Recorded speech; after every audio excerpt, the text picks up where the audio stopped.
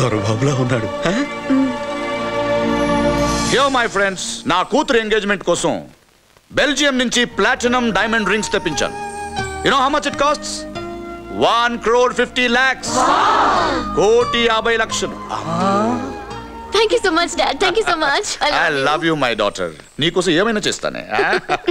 Sidhu, what do you feel about this? Come on, Sidhu, say something.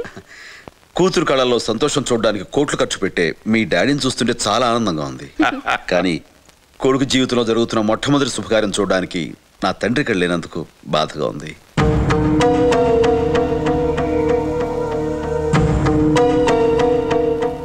Come on, Sidhu. లేని వాళ్ళ గురించి ఎందుకు మాట్లాడడం? Forget it. Yes, నా తండ్రి లేనివాడే, అందుకే ఈ రోజు ఇక్కడ లేడు. స్టార్ట్ చేద్దామా? Come on. 1 minute. నా గురించి తెలిసిన వాళ్ళందరికీ నా తండ్రి గురించి కూడా తెలియాలి. నా తండ్రి ఒక కూలీ. ఇలాంటి బంగ్లాను కట్టిన వందలాది మంది కూలీల్లో తను ఒక మామూలు కూలీ. రోజుకి 20 రూపాయలు, కేవలం 20 రూపాయలు కూలీ చేసి నన్ను పెంచాడు. తన చెమటతో నన్ను చదివించాడు. నేను 3 పూటలా తినటం కోసం తను 2 పూటలా పస్తుండేవాడు. నా బతుకే తన బతుకు అనుకున్నాడు.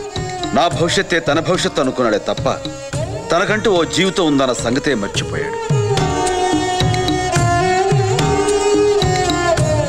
తండ్రి మాట కోసం 14 సంవత్సరాలు వనవాసం చేసిన కొడుకు గురించి మీకు తెలిస్తే, కొడుకు సంతోషం కోసం తన జీవితాన్ని త్యాగం చేసిన తండ్రి గురించి నాకు తెలుసు.